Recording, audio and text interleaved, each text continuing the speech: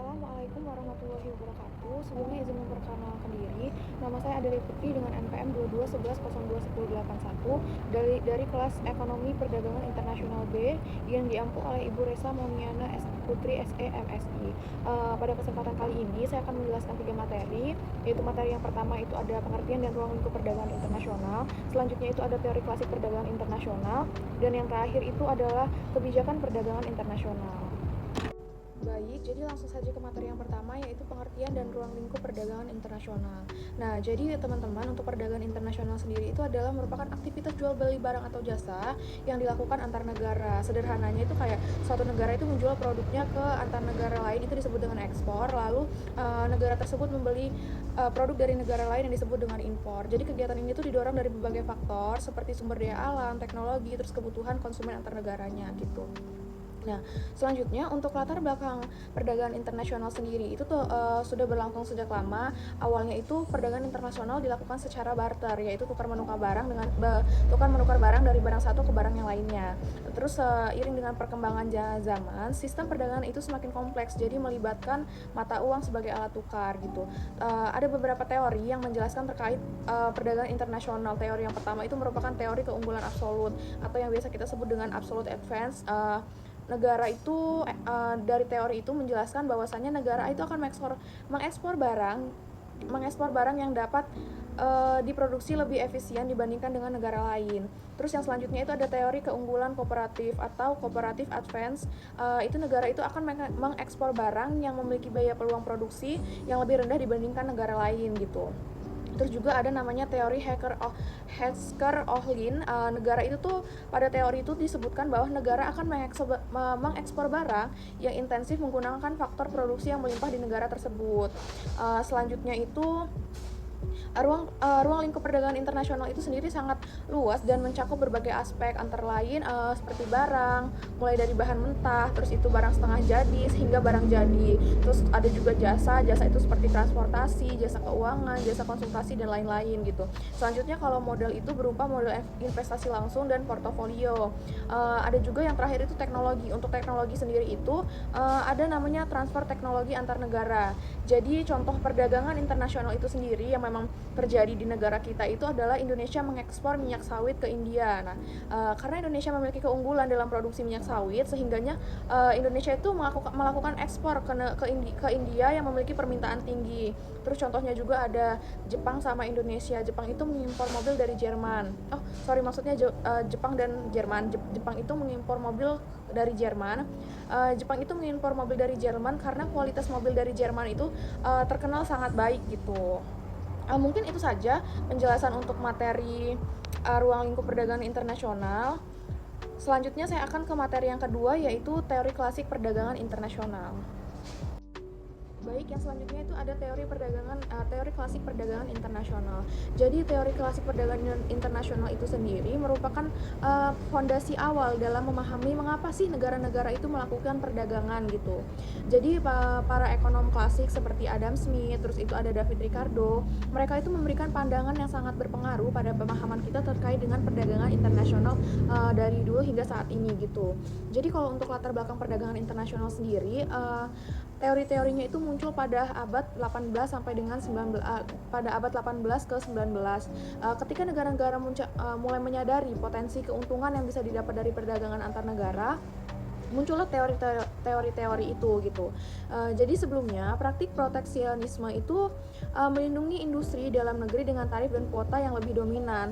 Namun para ekonomi klasik itu berargumen bahwasannya perdagangan bebas akan membawa manfaat bagi semua negara yang terlibat gitu. Jadi untuk teori perdagangan internasional itu sendiri yang disebutkan tadi, itu yang pertama ada teori keunggulan absolut. Teori keunggulan absolut itu yang disampaikan atau dikemukakan oleh Adam Smith. Menurut Adam Smith sendiri, suatu negara itu akan lebih baik jika memproduksi dan mengekspor barang yang dapat diproduksi dengan lebih efisien, atau bisa disebut biaya produksinya itu lebih rendah gitu, dibandingkan dengan negara lain. Selanjutnya itu negara lain dan mengimpor barang yang mereka produksi barang yang produksi negara lain tuh lebih efisien gitu. Nah, untuk contohnya sendiri itu kayak jika Indonesia itu bisa memproduksi minyak sawit lebih efisien daripada negara lain, maka Indonesia itu mengekspor sawit dan mengimpor barang yang diproduksi negara lain lebih efisien gitu. Misalnya mobil dari Jepang gitu. Terus selanjutnya itu ada teori keunggulan kooperatif yang disampaikan oleh David Ricardo. Jadi menurut David Ricardo, bahkan jika suatu negara tidak memiliki keunggulan yang absolut dalam sebuah produksi barang, negara tersebut tetap bisa mendapatkan keuntungan dari perdagangan, mengkhususkan diri sendiri dalam produksi barang yang memiliki biaya peluang yang lebih tinggi, yang lebih rendah.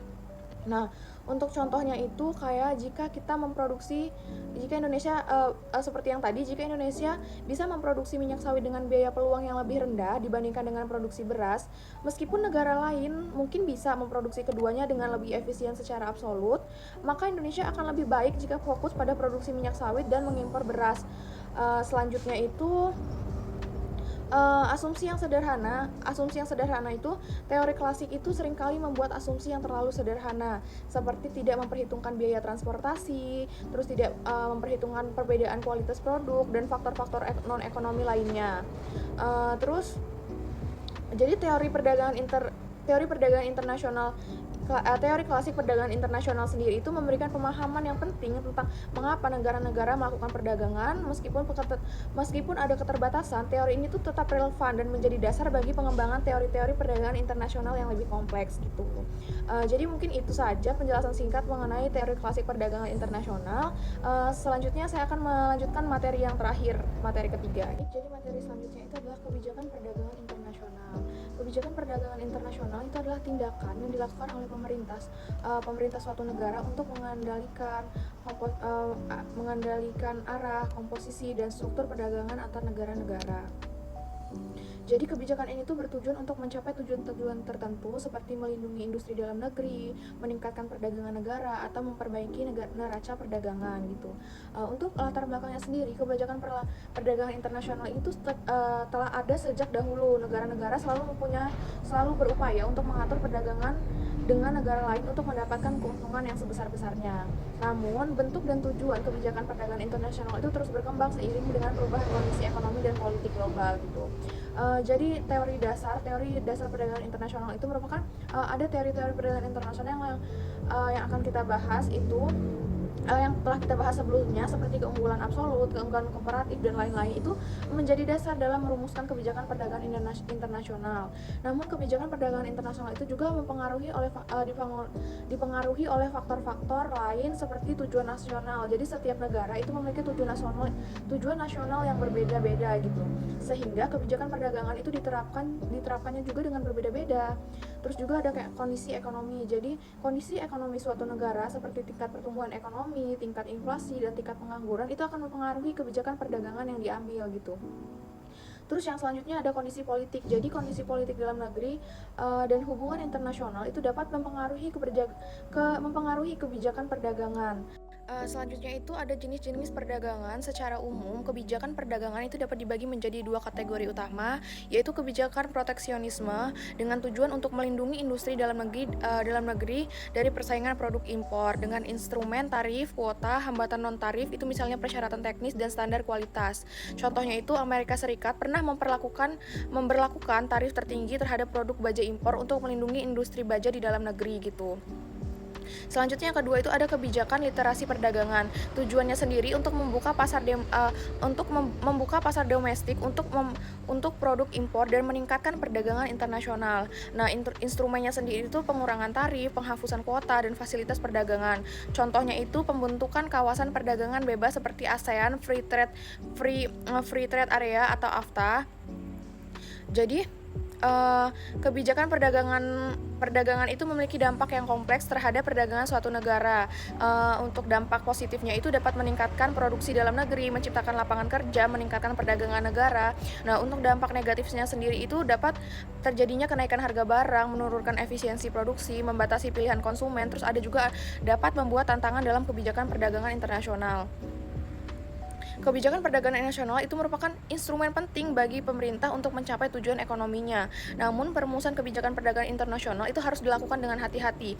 Perlu mempertimbangkan berbagai faktor dan dampak terhadap perekonomian secara keseluruhan gitu. Jadi mungkin itu saja penjelasan singkat saya mengenai tiga materi yang sudah saya jelaskan tadi. Kurang dan lebihnya saya mohon maaf. Sekian dari saya. Wassalamualaikum warahmatullahi wabarakatuh.